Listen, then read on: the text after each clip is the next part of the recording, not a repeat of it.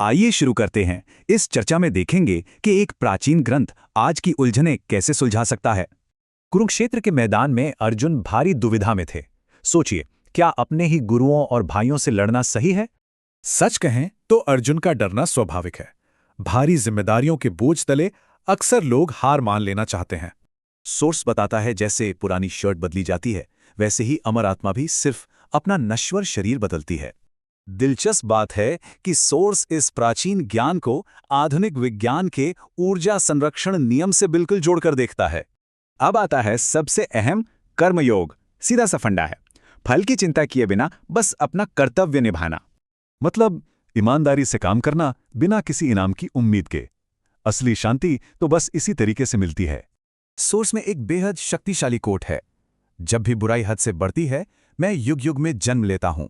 बताया गया है कि धर्म की रक्षा के लिए ईश्वर, राम, कृष्ण या एक मार्गदर्शक आवाज बनकर बार बार लौटते हैं। सोर्स एक बड़ा मजेदार उदाहरण देता है। इंसान का मन एक बेचैन बंदर की तरह बस इधर उधर उछलता रहता है। इसे शांत करने का अचूक तरीका है ध्यान योग। ये अशांत मन को बिल्कुल शांत झील सा बना देता है। हैरानी की बात है कि प्राचीन ध्यान और आधुनिक चिकित्सा दोनों इसे तनाव कम करने का बेहतरीन तरीका मानते हैं। सोर्स कहता है, ईश्वर प्रकृति के हर कण में है, बस यही एहसास पूरे जीवन को प्रार्थना बना देता है।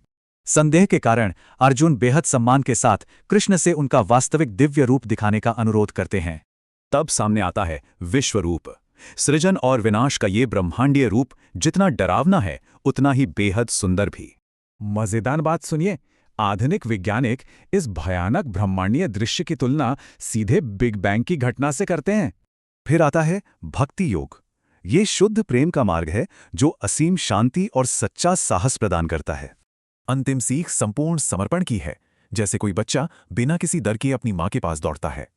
कांपते हुए अर्जुन का मजबूत योद्धा बन जाना साबित करता है कि ये प्राचीन शिक्षाएं असल में कितनी व्यवहारिक हैं।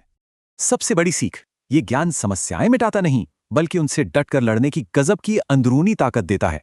जाते जाते बस एक सवाल, जब जिंदगी की जिम्मेदारियां भारी लगेंगी तो क्या इस प्राचीन संवाद की कोई बात याद आएगी?